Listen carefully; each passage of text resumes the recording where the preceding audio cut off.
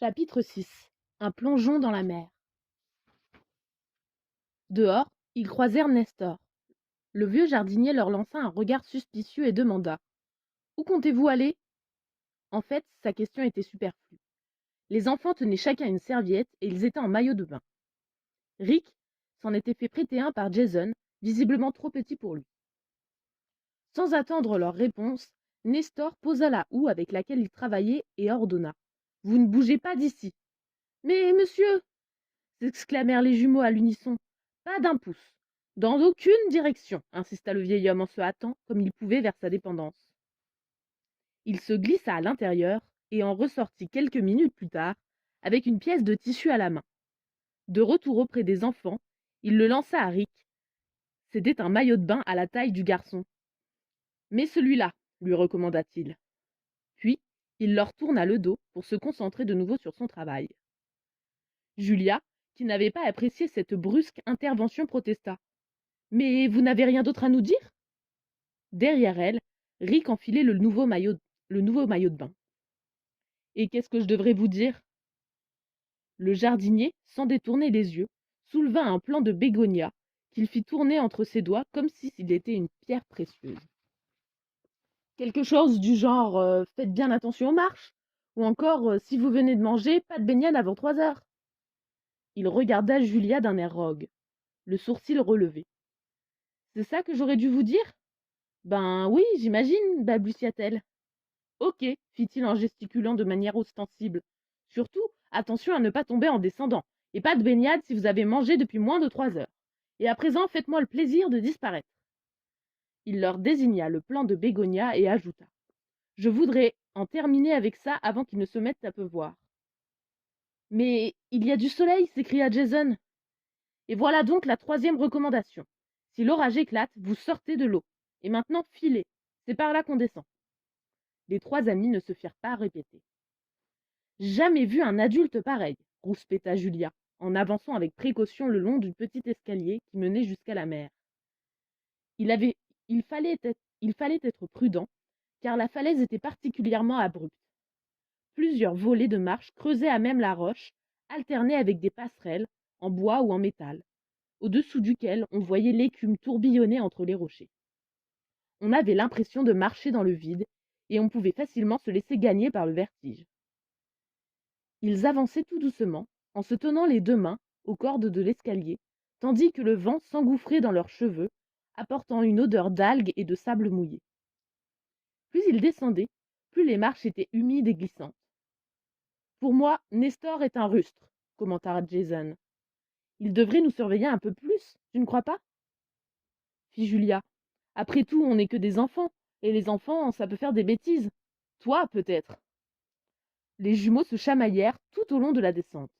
Rick, qui les suivait, jetait de temps en temps des coups d'œil derrière lui, tâchant de découvrir il ne sait trop quoi au juste. Il avait la sensation d'être observé. À un certain moment, il lui sembla même apercevoir un reflet lumineux.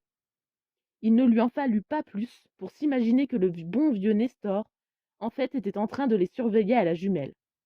Rassuré par cette idée, il rattrapa Jason et Julia. Tous 3 finirent par atteindre la petite crique isolée. Une langue de sable blottie entre 2 avancées rocheuses, à l'abri du vent et des regards indiscrets.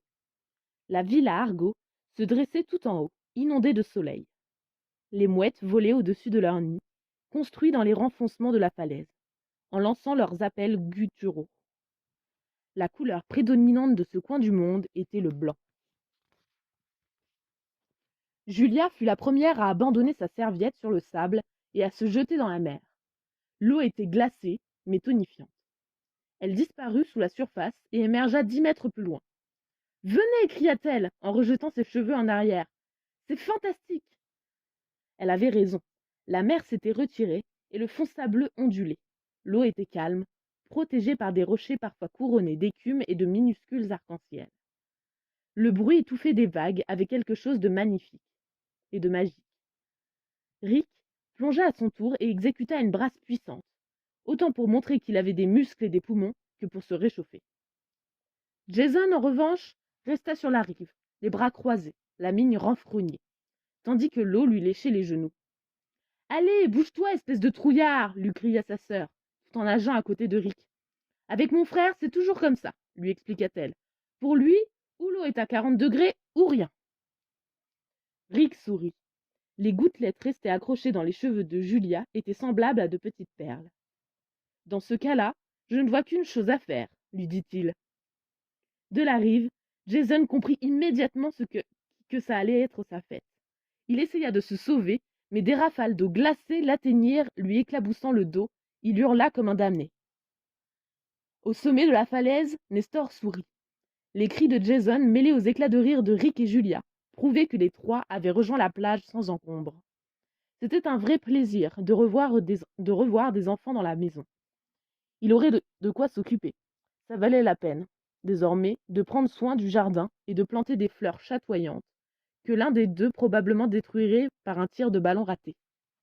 Comme il serait agréable de se réveiller au matin en s'imaginant leurs questions, leurs sujets de curiosité de la journée. Et s'ils étaient vraiment à la hauteur, comme il l'espérait, qui sait? Pour l'heure, il n'y avait que le bruit des rires charriés par le vent.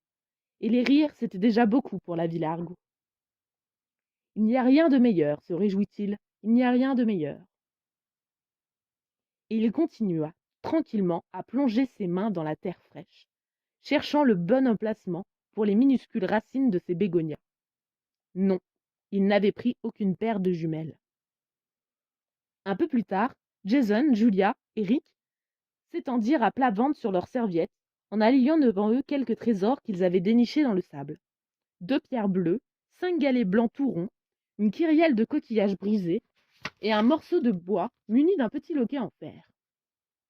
Pour le récupérer, ils avaient dû gagner le large jusqu'à la lisière des récifs, où le fond descendait brutalement et où le courant commençait à se faire sentir. Rick avait jugé plus prudent de ne pas s'aventurer au-delà, et les jumeaux lui avaient donné raison. Après tout, ils bénéficiaient d'un espace où l'eau était calme et où ils pouvaient à loisir inventer toutes sortes de jeux. Jason s'était juré d'emporter un ballon la prochaine fois. Julia resta allongée au soleil tandis que Rick et Jason allèrent explorer les rochers. Ils ne tardèrent pas à découvrir une deuxième crique, où ils retrouvèrent les vestiges d'un petit ponton en bois avec des amarres à l'abandon. Les passerelles et les cloisonnements étaient rongés de toutes parts. Néanmoins, ce ponton était la preuve que jadis, le vieux Moore avait abrité là une de ses embarcations. Jason commença à fantasmer. Accompagné de Rick, il retourna annoncer la nouvelle à Julia. Celle-ci avait terminé son bain de soleil. Dans la bouche de Jason, l'expédition sur les rochers puis la découverte du ponton prirent des allures épiques. Alors qu'il cherchait à convaincre sa sœur qu'ils avaient tenu tête à une pieuvre 2 fois plus grande que lui, Rick sentit une goutte lui picoter le visage. Il leva la tête. Un nuage noir passait au-dessus d'eux. Nestor a eu du flair, on dirait, commenta le garçon. Pluie à l'horizon. Moi aussi, j'ai senti une goutte, s'écria Julia. Jason cessa de mimer son combat contre la pieuvre et observa la longue série de marches qui grimpaient jusqu'à la maison. On remonte suggéra-t-il en déglutissant. Ça vaut mieux, s'écrièrent Julia et Rick. À contre-cœur, Jason noua sa serviette humide autour de ses reins. Une pluie glacée les cueillit dans les escaliers. Les marches devinrent aussitôt glissantes. Vite lassé de cette interminable montée sous l'averse, Jason pressa l'allure. « On se retrouve là-haut » cria-t-il moqueur.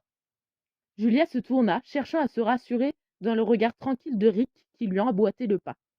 Ses cheveux roux, plaqués sur le front comme autant de points d'interrogation, le garçon haussa les épaules, l'air de dire « Laisse-le faire ». Alors il se figea. Devant eux, Jason perdait l'équilibre.